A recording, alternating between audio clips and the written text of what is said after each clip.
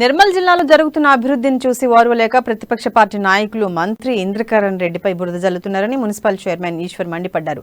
హాత్ సే హాత్ జోడో పాదయాత్రలో భాగంగా మంత్రి ఇంద్రకరణ్ రెడ్డిపై ఏఐసీసీ కార్యక్రమాల అమలు కమిటీ చైర్మన్ మహేశ్వర్ రెడ్డి చేసిన వ్యాఖ్యలను ఈశ్వర్ తిప్పికొట్టారు. మంత్రి అని గౌరవం లేకుండా నోటుకొచ్చినట్టు దద్దమ్మ సన్నాసి అనటం సరికాదని, దమ్ముంటే వచ్చే ఎన్నికలలో మంత్రి ఇంద్రకరణ్ రెడ్డిపై గెలిచి చూపించాలని సవాల్ విసిరారు.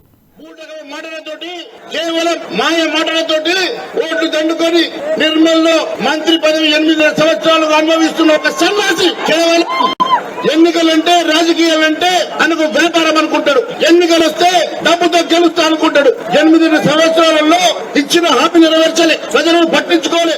కాంగ్రెస్ పార్టీ నాయకుడు ఏకైక నాయకుడు ఆయన ఏ పార్టీ ఎటు ఉంటాడు ఎటు పోతాడు తెలియని మహేష్ రెడ్డి గారు ఒక మంత్రి పట్టుకొని నీకు మాట్లాడేటప్పుడు ఒక దద్దమ్మ మా మంత్రి దద్దమ్మ అనొచ్చా? అసలు నువ్వు పెద్ద దద్దమ్మ, నీకు స్థిరత్వం లేదు, నిలకడ లేదు, నువ్వు ఏంటో అసలు నీకే తెలియదు. నువ్వేమన్నావు? 2012లో ఓడిపోయినావు. కేసీఆర్ కేటీఆర్ పోటీ చేసినా గెలిచేది నేను, గెలవకుంటే అడవికి వెళ్ళిపోతున్నావు.